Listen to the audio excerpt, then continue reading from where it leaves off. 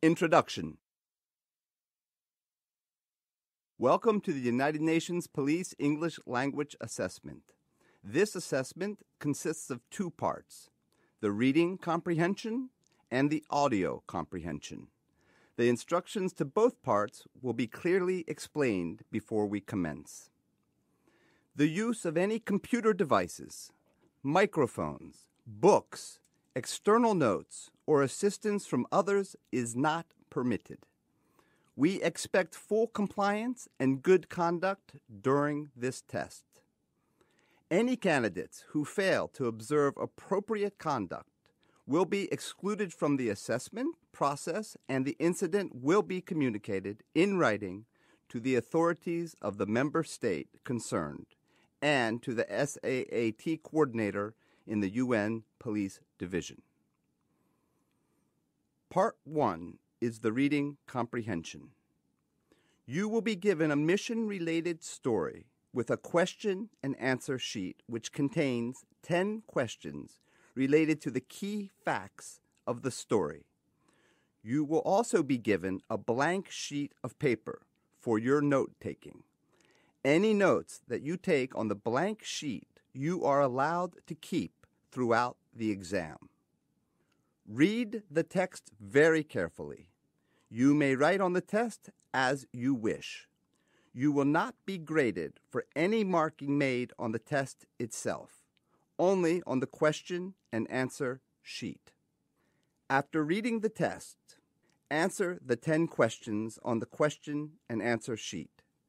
Be sure to include the entire key fact in your answer. It is not necessary to write in grammatically complete sentences. It is highly recommended that you use the blank sheet of paper for important notes from the reading. These notes will be essential for Part 2 of the assessment. You will be able to keep only the sheet of paper with your notes for the second part of the exam. Keep the test and question and answer sheet face down until you are asked to start. You will have 20 minutes to complete the reading comprehension. The instructor will indicate when these 20 minutes begin. The instructor will then announce when there are 5 remaining minutes and when there is 1 final minute. After the 20 minutes have passed, the instructor will collect the reading test and the question and answer sheet. You will keep the written notes that you made on the blank sheet of paper for the second part of the assessment. Please write your full name, your individual test serial number, and other details clearly in the space provided on the question and answer sheet you receive. Good luck.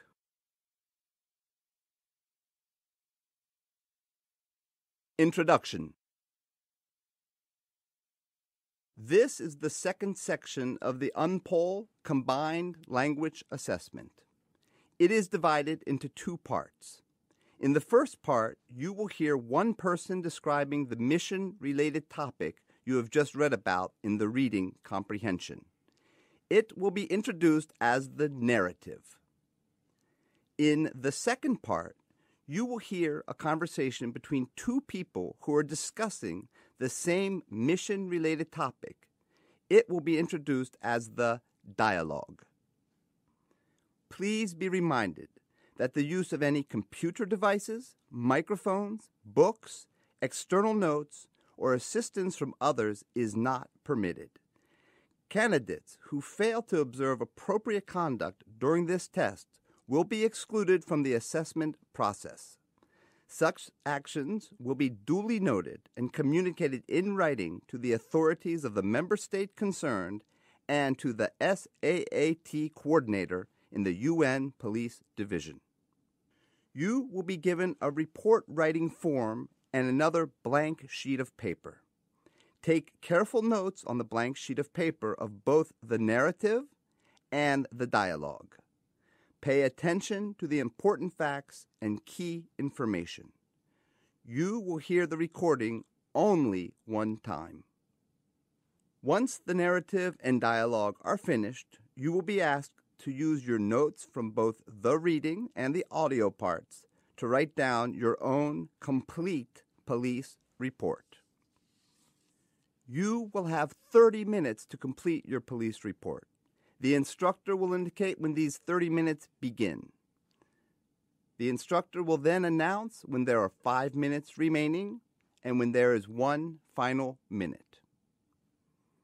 Please do not forget to write your full name, your individual test serial number, and other details clearly in the spaces provided on the report writing sheet. Good luck.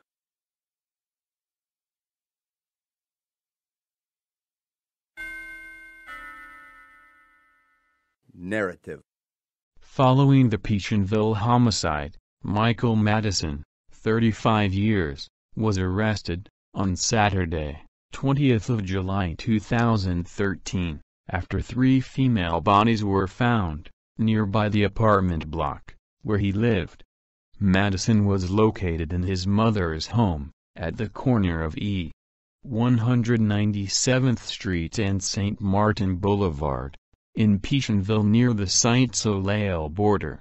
After a standoff with police, he was finally taken into custody. In his interview, Madison stated that he worked in a nearby sausage factory until 2011. He left the job and became a member of an online dating agency, where he publicized that he was a master looking for a submissive person to train. Soon, he began a relationship with Emmy Fordson, 31 years, but this ended after a short period, in 2011, when he found that she was not submissive. Women came into his life, but he was unable to bond with them. He felt scorned, and developed a strong feeling of love or hatred against women, but continued to contact more women in his role as a master. During this period, he read a book called Nobody's Women: The Crimes and Victims of Anthony Sowell, which detailed Sowell's murders and the way he selected his victims. Anthony Sowell was infamously known as the Peachenville Strangler for multiple homicides in 2011 in neighboring Peachenville, and after reading the book, Madison became influenced by his modus operandi of using women. He selected more submissive women, such as drug users, and those with criminal records, who would come to his home voluntarily. After taking drugs and drinking, Madison raped his victims, and as a method of denial, he strangled them until they choked to death. Once dead, he would wrap the dead bodies in a bin bag and throw them behind the apartment building, in a field. He also thought that the nearby sausage plant would hide the odor of the decaying flesh. Madison's story of crime was as predicted by the police and justice officials. Madison identified both the women. The one wearing a leopard print purple leotard was 25-year-old Michelle Mason, and the other, who was wearing a green jacket and had a pink orchid tattoo on her hip, was 31-year-old Imelda Hunter. They were both African-American women, with a criminal record and a history of drug abuse. Both the women lived outside Peachenville. Following a court appearance on 21st of July 2013, Madison was charged with 3 counts, each of murder, rape and holding people captive. However, Madison pleaded guilty to charges of captivity. UNPOL officers are trying to gather further information to determine whether Madison is associated with other unsolved cases in the Peachenville, Saint-Soleil.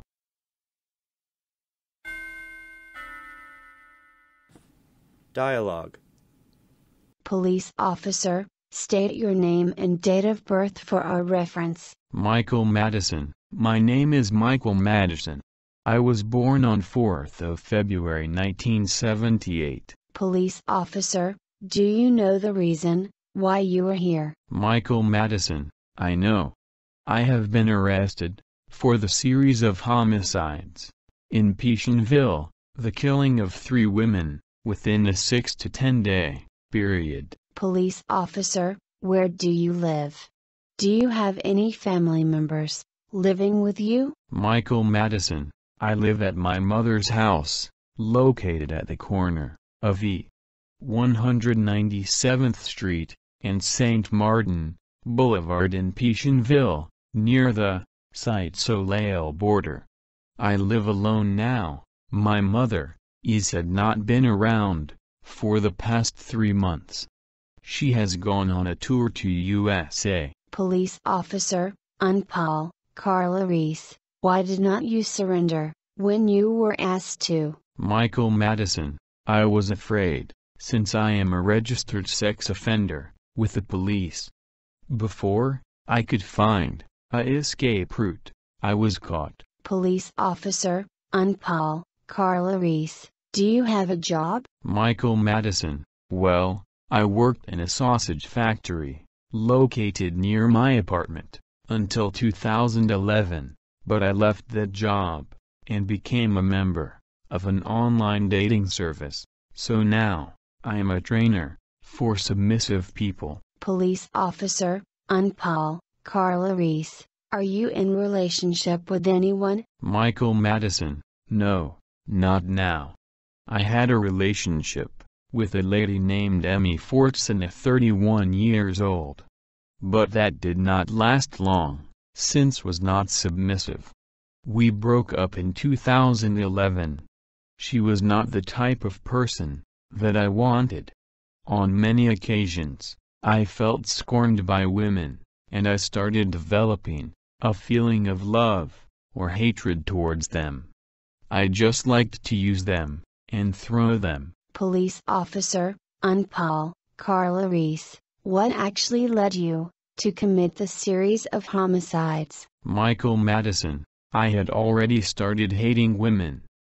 During this time, I read a book, Nobody's Women, The Crimes and Victims, of Anthony Sowell. The book detailed Sowell's murders, and his method of selection of women, and I became influenced by his modus operandi, and became his admirer.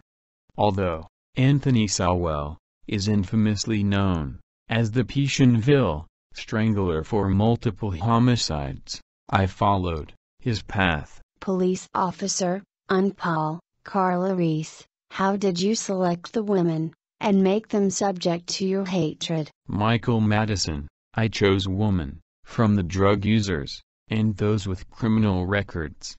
They came to me for doses of drugs voluntarily or on my call. After taking drugs or drinking, I played with them, raped them, and in the event of denial, I strangled them with a tie or belt until they are choked to death. I then wrapped them in plastic bag and threw them out of the window in the bush behind the apartment building. The smell coming from the sausage plant helped to hide the odor. Police officer, Paul, Carla Reese, can you identify the dead bodies? Michael Madison, yes. The first one, wearing the hoodie, and with the tattoo on her right thigh, is named Angela Deskins, a 32-year-old woman. The one wearing a leopard print, purple leotard, is 25-year-old, named Michelle Mason, and the other, who had a green jacket on and a pink orchid tattoo on her waistline, is a 31-year-old, named Imelda Hunter. All of them are black, African-American women, and the latter have a criminal record and a history of drug abuse. Both of them are from outside Petionville. Police officer, Paul, Carla Reese, you know that you are a registered sex offender. You are now charged with 3 counts, each of murder, rape, and holding people captive. If you had been left on the streets just 1 day longer, you could have put the lives of other people in danger. You can face the death penalty or life in prison, if convicted of the charges of holding a person captive, rape and aggravated murder. Do you have anything to say? Michael Madison, I feel sorry for the people for the crimes I have committed. I tried to become a good man, but my fate wills me otherwise. I plead guilty to charges of captivity. The women came to me voluntarily and I am innocent. Besides that, I have nothing to say. Police Officer, Paul, Carla Reese, we are gathering information to determine if you can be linked to other unsolved cases in the Petionville, Site-Soleil. You could face the death penalty or life in prison if convicted of the charges of holding people captive, rape and aggravated murder. You will be sent to the Petionville County Jail today until the investigation is over.